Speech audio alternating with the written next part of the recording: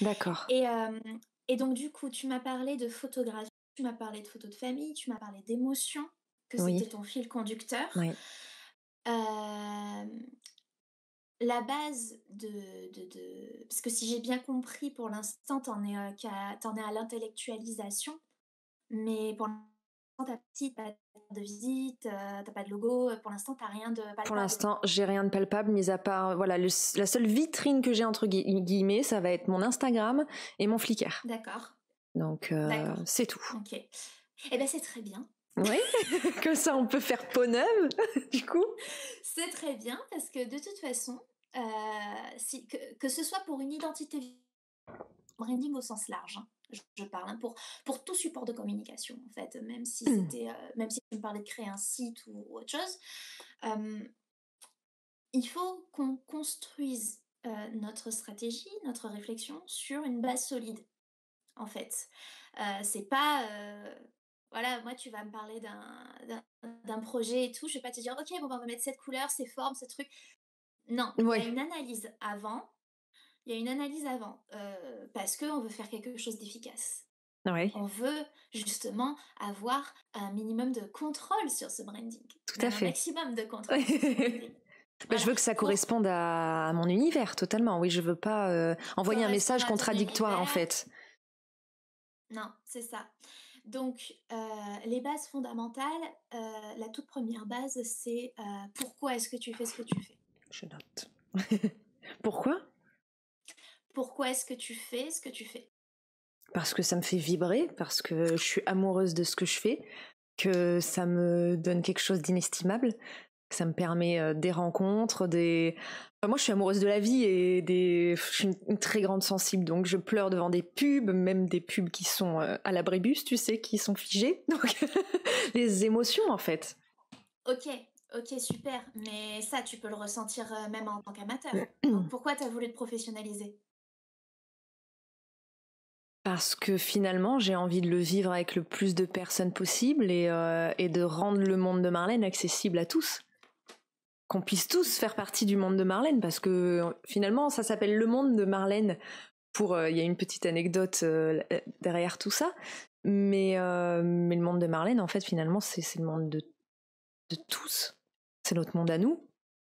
Donc, j'ai envie de pas être seule dans le monde de Marlène, tu vois. Vous êtes plusieurs là-dedans, Ah c'est oui, ça? ça c'est sûr. Écoute, on dira rien, il y a beaucoup de personnes qui le savent déjà et qui le propagent.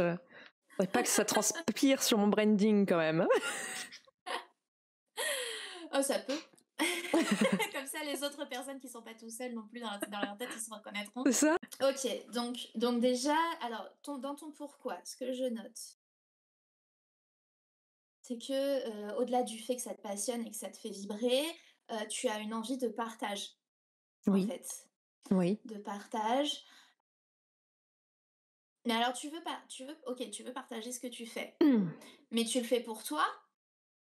Tu le fais pour toi ou pour les autres?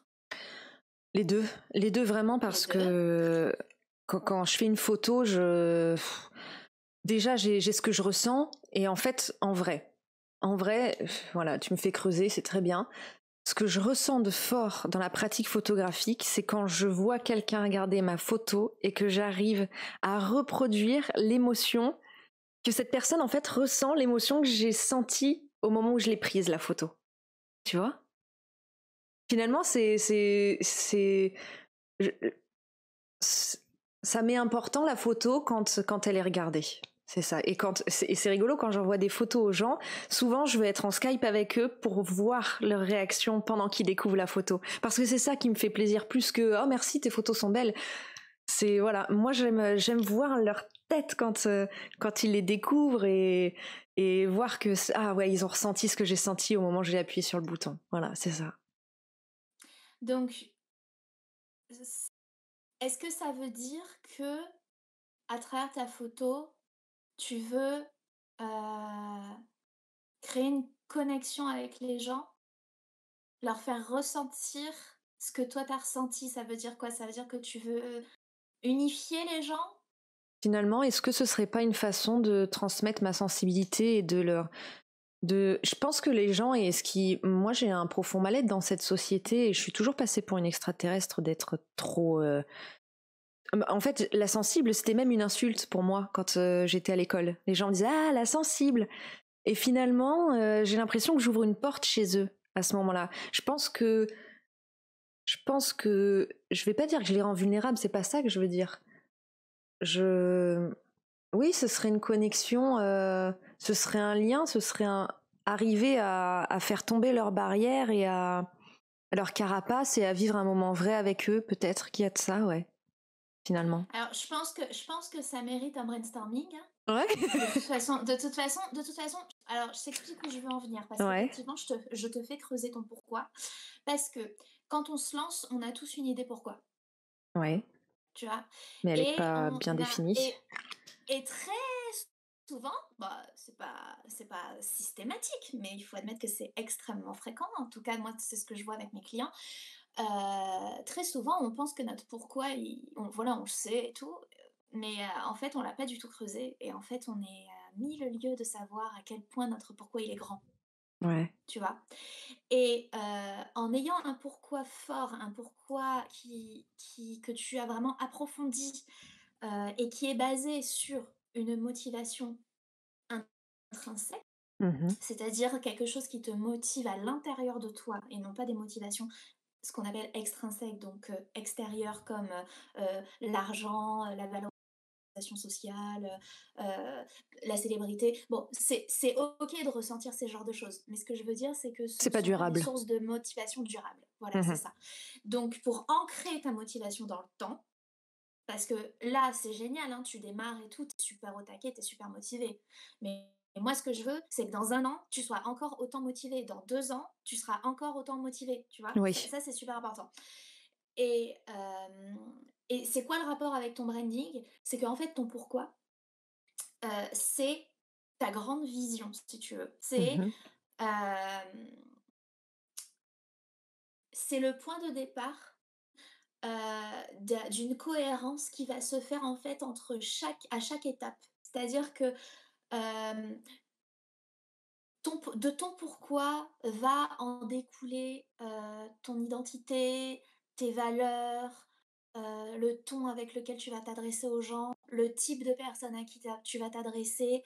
Tu vois, c'est le sommet d'une pyramide en fait. Il y a tout un tas de choses qui en découle. Et ce qu'on veut, c'est que ce soit aligné de A à Z, Mhm. parce que de A à A, il y a toi, et à Z, il y a Ma clientèle. la clientèle Mhm. et la clientèle qui fait un achat Mhm. et qui va être satisfaite et te recommander à des personnes pareilles, qui se reconnaissent dans ta vision. Mhm. Tu vois? Et donc, du coup, ce qu'on cherche, c'est cet alignement de A à Z. Éviter la scoliose, que d'ailleurs je suis en train de me taper. Un alignement, voilà, un alignement Ah, de A ouais, c'est bon. A, c'est toi. Mhm. Et Z, Et Z. c'est le client qui va payer pour tes prestations, qui va être satisfait, tellement satisfait qu'il va te recommander à des personnes comme lui. Mhm. Tu vois, et on veut que ce soit... pour ça, il faut une cohérence, tu vois. Mhm. Et le pourquoi, ce qui est super avec le pourquoi, c'est que le pourquoi, souvent, c'est très émotionnel. D'ailleurs, ce que tu me décris, c'est très émotionnel, hein. Tu me parles Mhm. de sensibilité, tu me parles de partage, tout ça. Et ça, c'est super parce que, en fait, ce qui fait que les gens, ils vont acheter, C'est c'est les émotions. l'émotion. Ouais. Voilà, Ouais. voilà. Donc, euh, c'est pour ça que donc je te recommande d'approfondir ton pourquoi. Ok. Ton pourquoi, sachant que, attention, rien n'est figé, peut-être que ton pourquoi dans un an, ce sera pas le même, Bien tu sûr. vois. Mais ça, c'est pas grave. Le but, c'est que tu aies une idée plus jamais de faire quelque chose de parfait. Je vais jamais te demander d'être parfaite, hein. Ça sert à rien. Ok. Il va falloir qu'on travaille là-dessus, hein. Ah, perfectionniste. Ouais, ouais, j'ai beaucoup de mal à... Je sais pas si on aborde ça maintenant ou pas, mais effectivement, perfectionnisme est parfois mon ennemi. Ah bah oui, bah, le perfectionnisme, c'est l'ennemi, c'est un ennemi. C'est un ennemi, de toute façon. Il me fige, ouais. Heu, Mm. ouais. Ouais, ouais, ouais, non, c'est clair. Bah, moi aussi, hein. Enfin, voilà, je peux t'en parler parce que justement, tu as peut-être lu mon article, sur le blog, qui traite de ça, les différentes raisons de lutter contre le perfectionnisme. Mhm. Hem, il n'y a pas de branding parfait et de toute façon, on ne veut pas que ce soit parfait parce qu'on veut que les gens puissent s'y identifier comme si c'était une personne. Ouais, Une puisque personne oui. n'est pas parfaite. Mm. Mm. Voilà, ça n'existe pas. Donc, Même si on aimerait bien. Ouais. ça n'existe pas. Ok, donc du coup, voilà, approfondir ton pourquoi. Ouais, alors c'est rigolo parce que du coup, dans les formations aussi, j'ai du coup appris que bah, c'est Simon Sénèque, hein, je crois, les travaux de Simon Sénèque qui parlent beaucoup du pourquoi.